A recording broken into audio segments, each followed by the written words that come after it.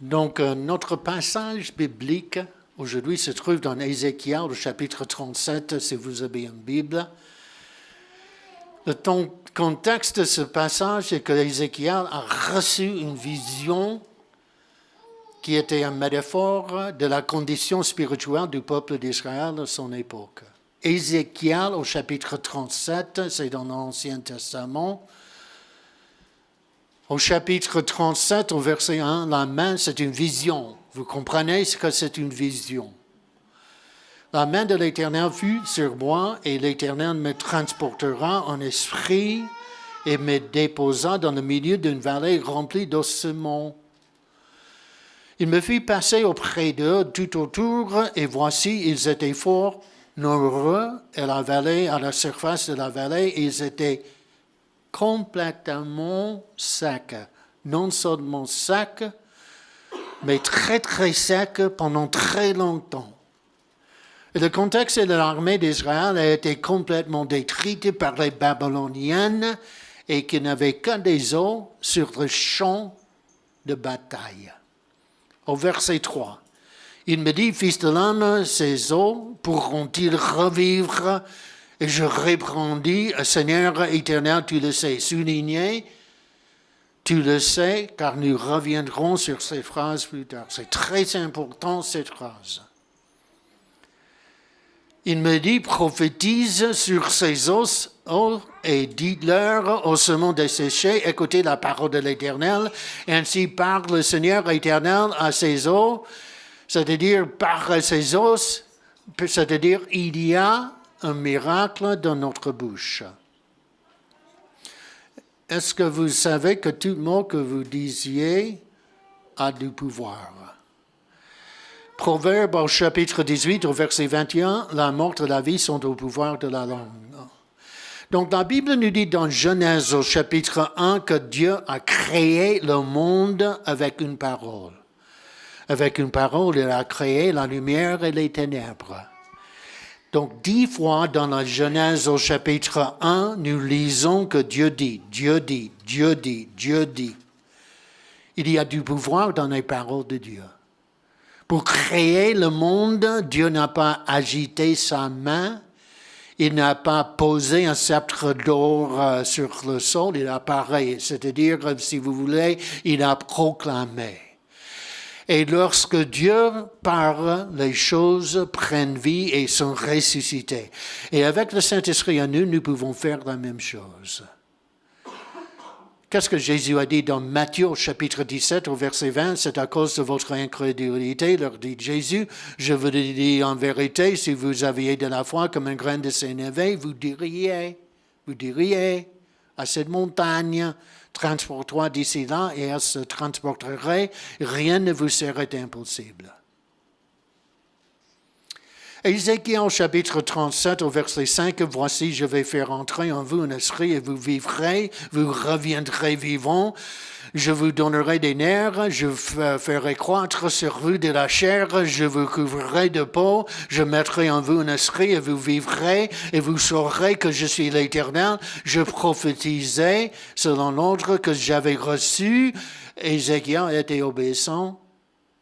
Et comme je prophétisais, il y a eu un bruit, et voici, il se fit un mouvement, et les os s'approchèrent les uns des autres. Au verset 8, je regardais, et voici, il revint des nerfs, la chair crue, et la peau les couvrit par-dessus, mais il n'y avait point en eux d'esprit. Ils sont des morts vivants qui marchent sans l'esprit.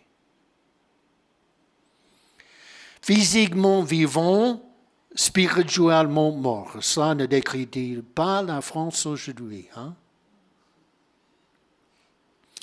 Au verset 9, il me dit, prophétise et parle à l'esprit, prophétise, fils de l'homme, et dit à l'esprit, c'est-à-dire parle, mais parle avec autorité. Quand nous parlons comme chrétiens avec autorité, des miracles se produisent. Au verset 9, ainsi parle le Seigneur l'Éternel, l'Esprit vient des 4 vents, souffle sur ses morts et ils revivent.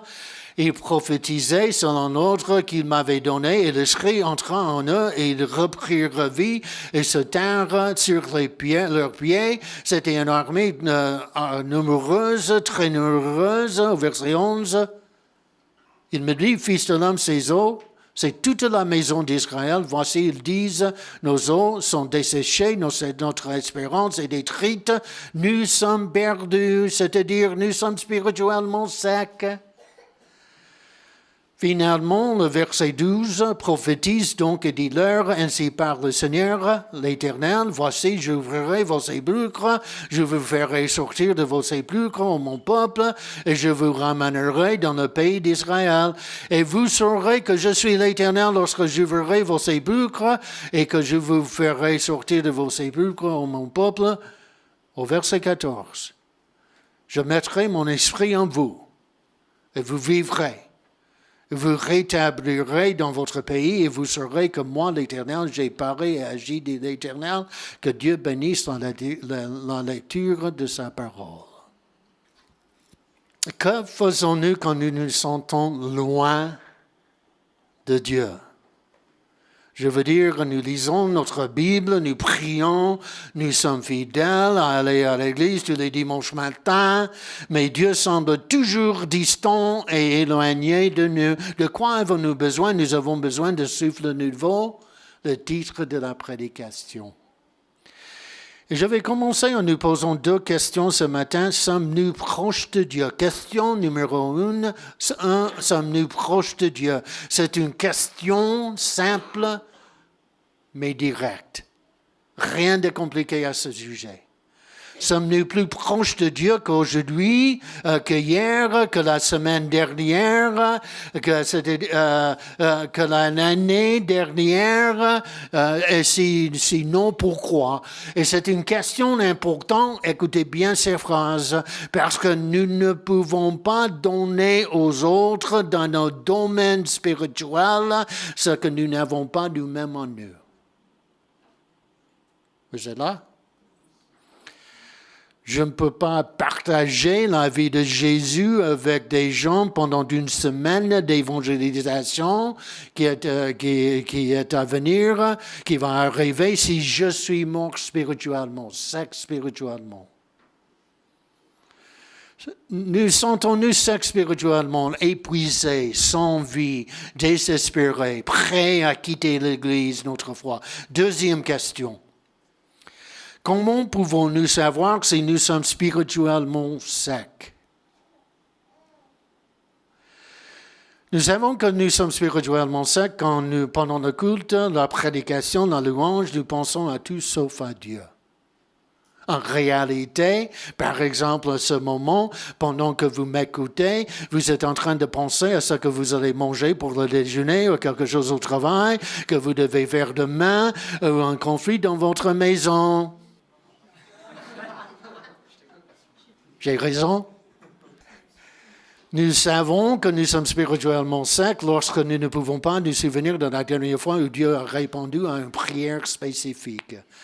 Nous n'avons plus un temps quotidien de dévotion avec Dieu. Nous nous demandons où est passée notre joie de servir Dieu. Nous lisons notre Bible et prions parce que nous devons le faire, pas parce que nous voulons le faire. Et nous pensons que la connaissance de Dieu est plus importante qu'une relation avec Dieu. Écoutez bien, suivez-moi, plus que des informations, Dieu désire une transformation dans nos vies. Nous savons que nous sommes spirituellement secs quand nous nous trouvons à critiquer le culte de l'Église et les gens dans l'Église plutôt que de grandir à partir de cette expérience. Il y a ceux qui pensent que critiquer les autres est un don spirituel. Nous savons que nous sommes spirituellement secs quand les chrétiens souriants et heureux nous énervent et irritent. Ça fait longtemps que nous n'avons pas été émus spirituellement. Nous savons que nous sommes spirituellement secs quand nous pensons qu'être une bonne personne peut remplacer une relation étroite avec Dieu.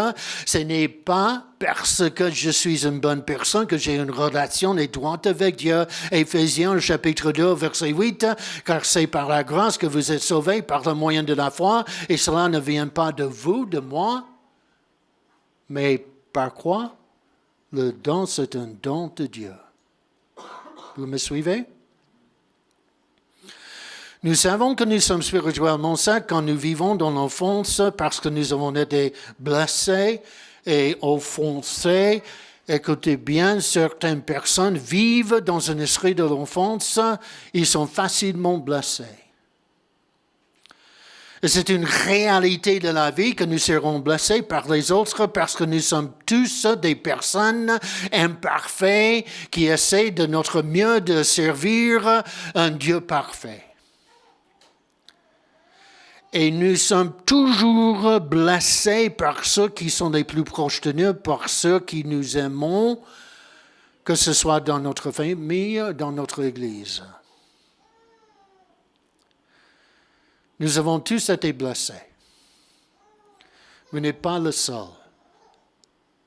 Et vous n'êtes pas le premier et vous ne serez pas le dernier. Et cette blessure peut nous acheter l'esprit et à cause de cette blessure, nous ne voulons pas peut-être aller à l'église ou bien servir dans l'église. Donc la question ce matin n'est pas avons-nous été blessés, mais qu'allons-nous faire de notre blessure? La bonne nouvelle est que Dieu est là pour souffler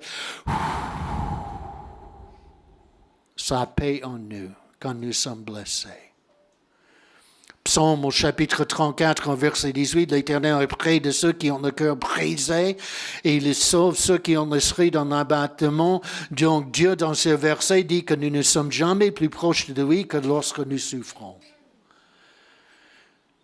Dans Jean chapitre, écoutez bien cette histoire. Dans Jean chapitre 18, nous lisons que Pierre a coupé l'oreille de l'un des hommes qui tentait d'arrêter Jésus dans le jardin. Vous vous souvenez de cette histoire? Donc Pierre avait un petit problème de la colère. Et Jésus a réprimandé Pierre et puis il a touché l'oreille de l'homme et l'a guéri. Mais quand se serait-il passé si l'homme avait attendu que Pierre s'excuse avant d'être guéri? Il aurait saigné à mort. Donc, nous ne devons jamais attendre que la personne qui nous a blessés vienne à nous, tombe à genoux en pleurant et s'excuse. S'il te plaît, pardonne-moi. Cela n'arrivera pas jamais, jamais. J'ai raison. 9 fois sur 10, la personne pense qu'on n'a rien fait de mal du tout. Donc, la personne qui nous a fait du mal ne peut pas nous guérir. Qui est la seule personne qui peut nous guérir ce matin? C'est Jésus. Psaume au chapitre 147, au verset 3, il guérit ceux qui ont le cœur brisé et il panse leurs blessures. Nous savons que nous sommes spirituellement secs quand nous recherchons continuellement des moyens de devenir moins attachés au corps de Christ, même dans l'Église. Nous savons que nous sommes spirituellement secs quand nous pensons que plus que nous faisons pour Dieu, plus que nous sommes spirituels.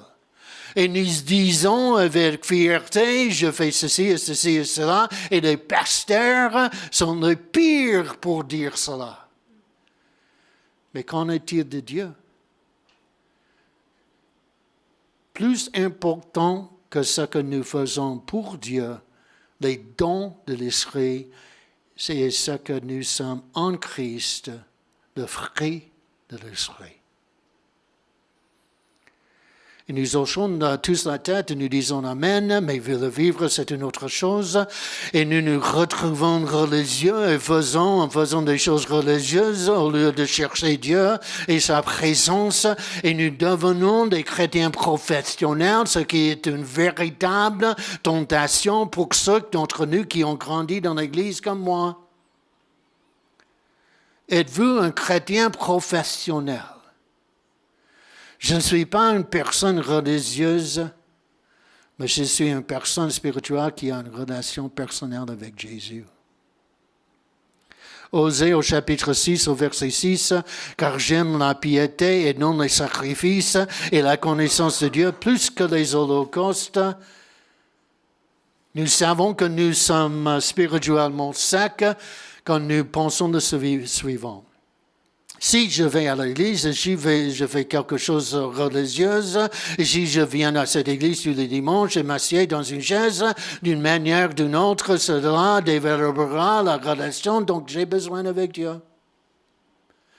Mais nous pouvons être dans ce bâtiment tous les dimanches de l'année et ne pas avoir une relation étroite et proche avec Dieu.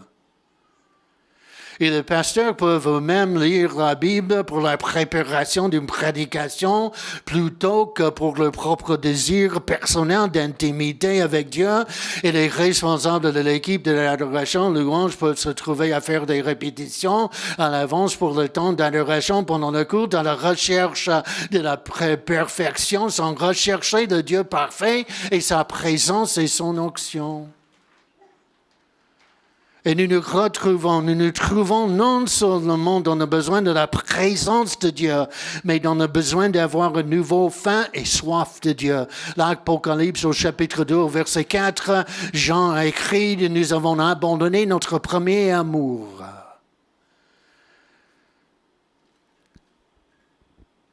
OK. Et dans le royaume de Dieu, d'être occupé n'est pas synonyme égal d'être spirituel.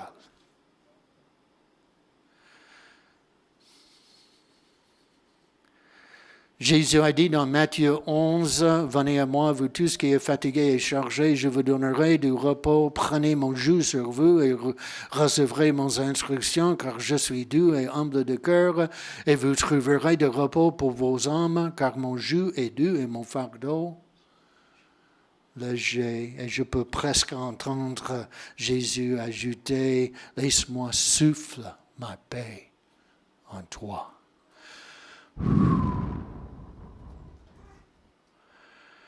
Ce n'est pas la volonté de Dieu que nous soyons toujours fatigués pendant que nous faisons son travail.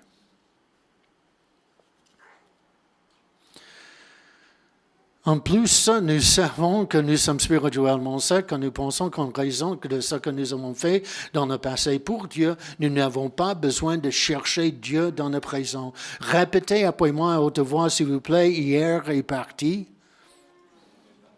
Demain n'est pas encore là. Aujourd'hui, c'est tout ce que nous avons. Et tout cela ne se produit pas d'un seul coup, mais progressivement, sur une période de temps, pas à pas, et nous nous trouvons de plus en plus éloignés de la présence de Dieu. Nous avons besoin de nouvelles vies. Bref, nous avons besoin de souffle de Dieu pour nous ramener une fois de plus à une relation intime avec Dieu. Le mot grec pour esprit dans la Bible est pneuma ou bien souffle. Dieu souffle.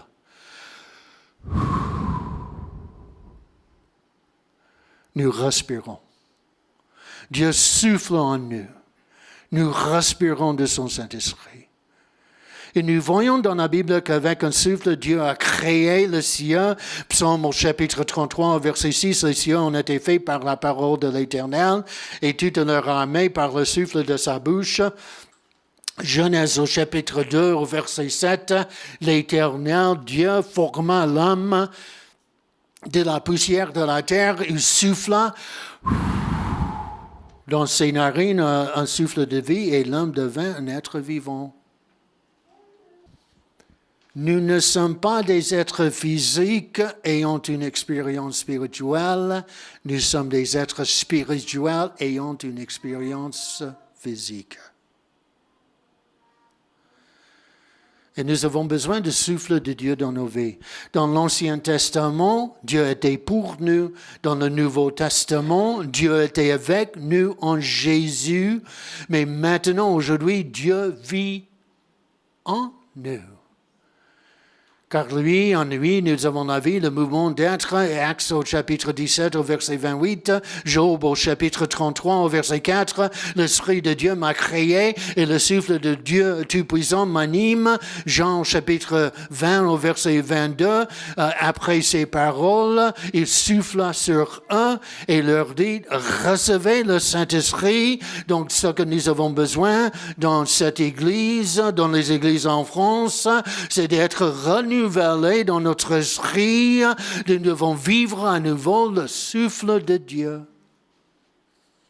Vous le croyez?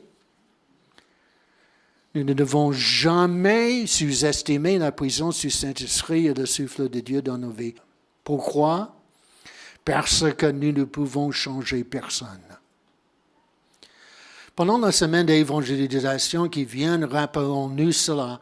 Seul Dieu peut changer les gens autour de nous, surtout dans leur façon d'agir et dans leur façon de penser. Notre rôle pendant la semaine d'évangélisation, votre rôle n'est pas de changer les gens, notre rôle est d'aimer les gens et de laisser le Saint-Esprit agir dans leur vie. Nous sommes responsables envers les personnes, mais nous ne sommes pas responsables des personnes. Ils font leur propre choix. Ils ont besoin de quoi? Ici en France? Le souffle de Dieu, le Saint-Esprit dans leur vie. Donc rapidement, le souffle de Dieu fait trois choses pour nous dans ce passage. Il change notre perspective. Et la perspective n'est pas ce que nous voyons, mais la façon dont nous le voyons. Il y a un renouvellement de notre esprit, un renouvellement de notre perspective, jusqu'à ce que nous commencions à être élevés dans notre esprit, au-dessus de nos problèmes et épreuves dans notre esprit, dans nos vies. Ézéchiel au chapitre 37 au verset 3, il me dit, fils de l'homme, ces eaux pourront-ils revivre? Je répondis, Seigneur éternel, tu le sais. Ézéchiel n'avait aucun espoir dans les eaux, mais il avait espoir en Dieu. Éternel, Seigneur éternel, tu le sais. Il savait qu'il ne pouvait pas rassembler ces eaux, mais il savait aussi que seul Dieu pouvait le faire. Quand Goliath est venu combattre l'armée d'Israël, les soldats d'Israël, tous ont pensé qu'il est si grand que nous ne pourrons jamais le tuer. Et quand David, rempli du souffle de Dieu, a regardé le même géant, il s'est dit, il est si grand que je ne peux pas le manquer. À cause du souffle de Dieu dans sa vie. Deuxièmement, le souffle de Dieu revitalise nos vies. Au verset 5 encore, c'est ce que le souverain Seigneur dit à ses eaux, je ferai entrer le souffle et vous vivrez, je vous attacherai des tendons, je vous ferai venir la chair et vous couvrirez de peau. Je vais mettre du souffle en toi et tu reviendras à la vie. Passons au verset 14, je mettrai mon esprit en vous et vous vivrez. Le souffle de Dieu nous revitalise. C'est une promesse de renouvellement. Moi, j'aime bien le verset Philippiens au chapitre 4, au verset 13. Nous pouvons tout faire par celui qui nous fortifie. Et troisièmement, il renouvelle notre espoir. Éphésiens 1 au verset 19 nous dit quel est envers nous qui croyons l'infinie grandeur de sa puissance, se manifestant avec efficacité par la vertu de sa force, il a déployé en Christ en le ressuscitant des morts et en le faisant asseoir à sa droite dans les lieux célestes. C'est-à-dire, si Dieu nous dit ce matin, si je pouvais ressusciter dans Jésus d'entre les morts, je peux ressusciter votre esprit mort et sec, et vous redonnez vie et espérance et joie et paix. Qu'est-ce que nous pouvons faire pour vivre le souffle de Dieu? 3 choses rapidement. Nous devons avoir faim et soif de la présence de Dieu. Est-ce que vous avez faim et soif de la présence de Dieu? Moi, j'aime bien Psaume au chapitre 63, au verset 1. « Oh Dieu, tu es mon Dieu, je te cherche, mon âme a soif de toi, mon corps soupire après toi. Dans une terre aride, desséchée sans eau. Ainsi, je te contemple dans le sanctuaire pour voir ta puissance et ta gloire. » Que le Seigneur remplisse cette salle chaque dimanche avec sa présence, avec son souffle. Dieu nous rencontre toujours au niveau de notre attente. Si je veux autant de la présence de Dieu dans ma vie, Dieu me donnera autant. Mais si je veux autant de la présence de Dieu dans ma vie, Dieu me donnera autant. Mais c'est plus que cela. Nous devons montrer que nous avons faim et soif de la présence de Dieu sans se soucier de ce que les autres pensent autour de nous. Par exemple, s'il y a des bébés ici dans cette salle ce matin, s'il y a un bébé qui avait faim, pensons-nous que ce bébé serait impressionné ou bien dérangé par le fait que je sois ici sur l'estrade en train de prêcher? Pensons-nous que le bébé s'arrêterait et penserait, c'est le pasteur Georges là-haut, je ferais mieux de me taire. Si ce bébé a faim, les choses allaient devenir brillantes.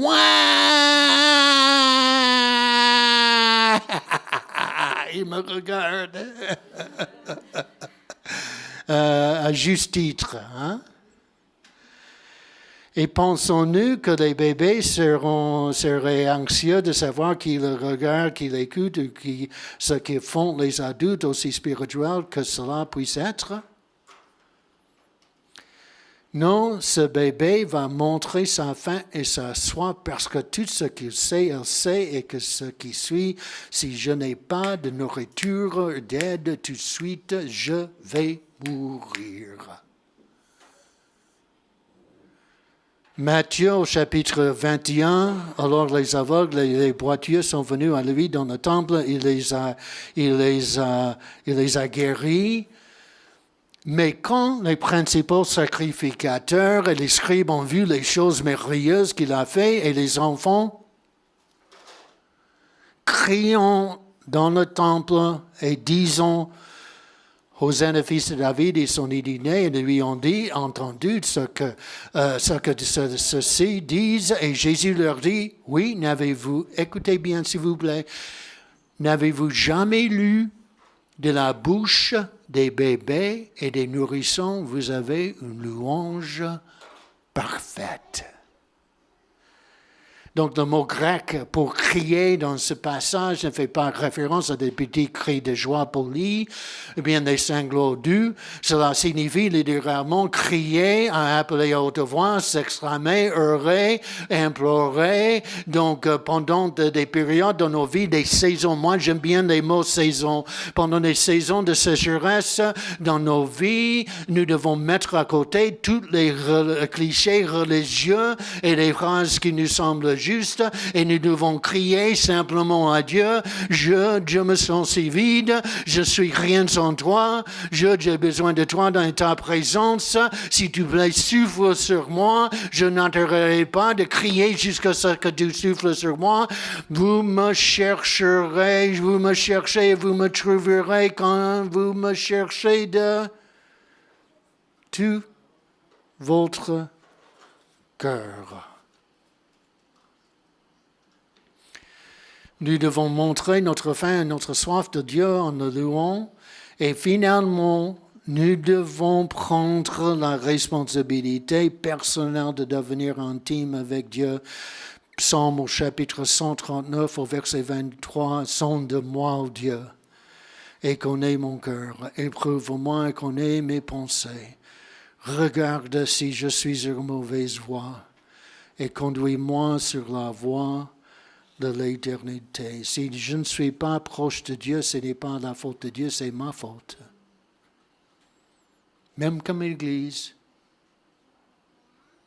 Et ça commence avec vous, et ça commence avec moi. Approchez-vous de Dieu et il s'approchera de vous. Est-ce que vous voulez que le souffle de Dieu tombe sur cette Église?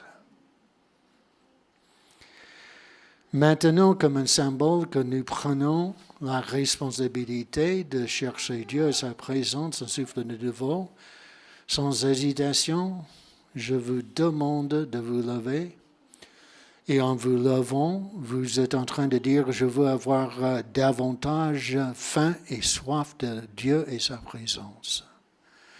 Je désire que Dieu souffle sur sa présence sur moi et en moi, je suis sec spirituellement, ou bien je suis fidèle à Dieu, mais je veux être plus proche de lui et sa présence. Et nous allons demander à Dieu une plus grande présence, une nouvelle faim et une nouvelle soif de lui.